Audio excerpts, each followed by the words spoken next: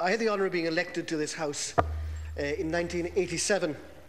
Throughout my whole time here, the spectre of corruption has hung over political life. While endemic to the system, it has not been endemic to all parties. The role played by the Labour Party and other councillors during this period in opposing the prostitution of the planning process in County Dublin in particular has not been afforded ample recognition. A price was paid for that opposition. Opposition to this planning process was often successfully portrayed as opposition to development. The sting was considerable. Support us and our plans or oppose the economic well-being of your own constituents. That was often the mantra.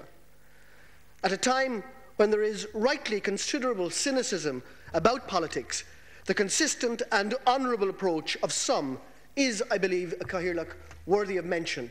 And I'm very proud to sit beside one of those people on the government benches this minute. As the Taoiseach indicated last night, while corruption may have affected all levels of political life, it did not affect all parties. This is primarily a Fianna Fáil problem. And I have to say, like Deputy O'Sullivan, I'm disappointed with Deputy Martin's response last night. Finger-pointing and "what about you?" and is no response to the crisis that his party is rightfully facing. To be honest, I did expect more. In the short time available to me, I'd like to concentrate on how we can address some of the issues that this report gives rise to. Issues that must, if we are to restore trust in politics. This is not the first time that my party has led the response to the misdoings of others. In the aftermath of the Beef Tribunal, we led the political charge on ethics legislation and on controls of election spending. Those reforms are noted in the tribunal. Now, in the areas of whistleblowing, restoration of freedom of information, ethics, and the regulation of lobbyists, we need to go further. As the House will certainly be aware, the original legislation which tribunals of inquiry operate under, the Tribunals of Inquiry Evidence Act of 1921, predates the establishment of the state itself. As noted in the Law Reform Commission report of 2005, the Tribunal of Inquiry legislation was in fact put in place originally to investigate allegations of political corruption.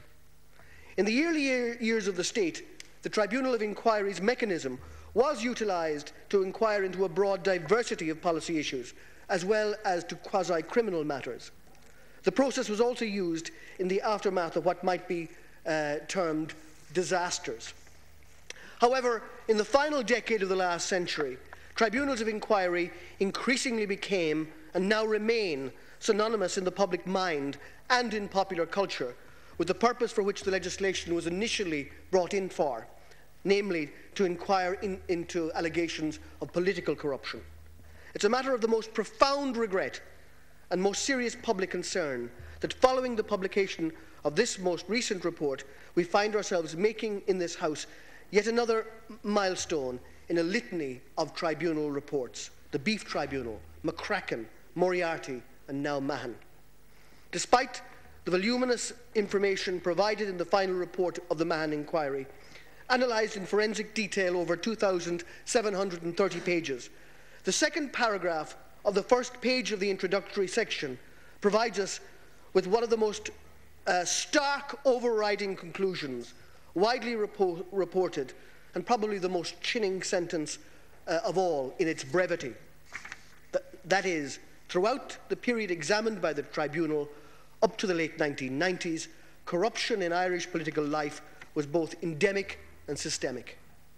The findings of the Mahon Tribunal, following from these tribunal proceedings, inevitably raises some far-reaching and searching questions for the Irish political system in the first instance, and also for its administrative, regulatory, law enforcement and judicial systems, as well as for the Fourth Estate, the media, and indeed for Irish society generally. We can't expect to find facile answers to what are, in certain instances, deep-seated and entrenched problems. Neither can we afford, faced with some uncomfortable and deeply unpalatable facts, to allow ourselves to lapse into passivity or a sense of perceived powerlessness. Rather, the findings of this report must provide further impetus and momentum to delivery of key elements of the government's existing political reform programme, and in several very important respects, as I will outline, echo some of the major recommendations in this report. The report should encourage us, as already is evidenced by the government's response to it, to review the case for deepening and intensifying various reform commitments contained in the programme for government that can help deal decisively and definitively with some of the legislative gaps and regulatory weaknesses that permitted the abuses and serious malfeasances discovered by the Tribunal of Inquiry to flourish. It's equally important that we adopt an entirely objective, balanced, clear-sighted perspective on the findings of this report. It's striking, in my view, and highly significant, that in the opening page of the final report, directly following that overarching conclusion which I've already referred to, the Tribunal stresses that the vast majority of public officials perform their functions with the utmost integrity.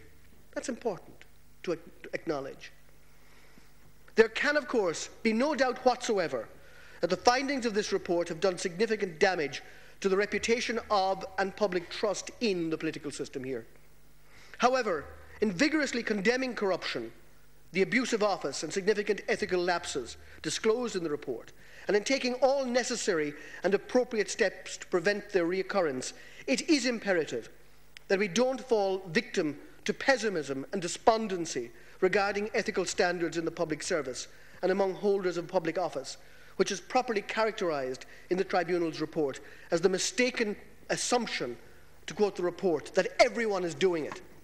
I firmly believe that the enduring threat to public confidence in the legitimacy and basic decency and integrity of our political and administrative system resides not in the findings of the report, as serious and disturbing as these findings are, relating to specific instances of corrupt behaviour and unreliable and in fact unbelievable testimony.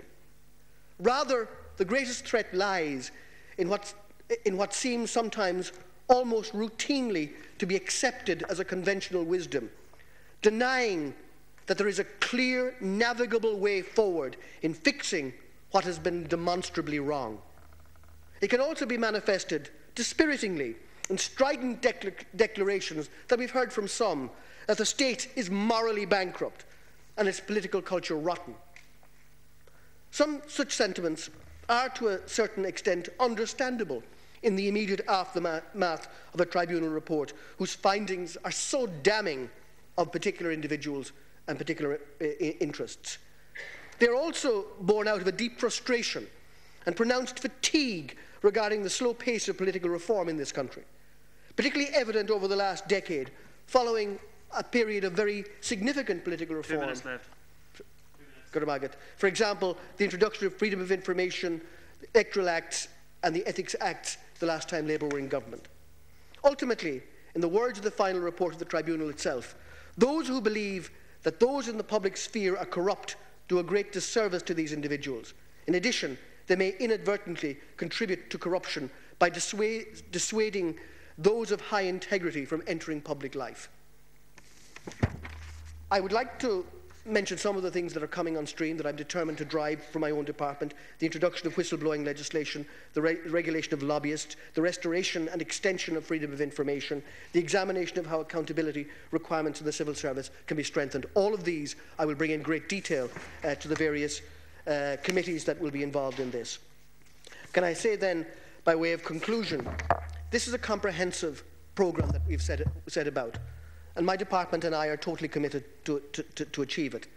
There may be some who use this report to fuel further opposition to politics and to the political process. Phrases like "you're all at it" have been music to the ears of wrongdoers for years.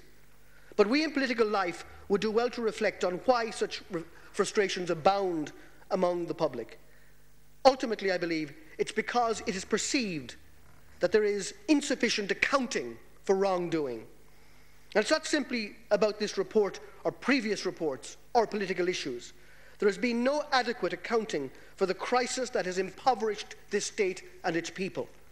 Not only have those responsible not been punished, if that's appropriate, they have not even stood up and been asked to hold themselves to account.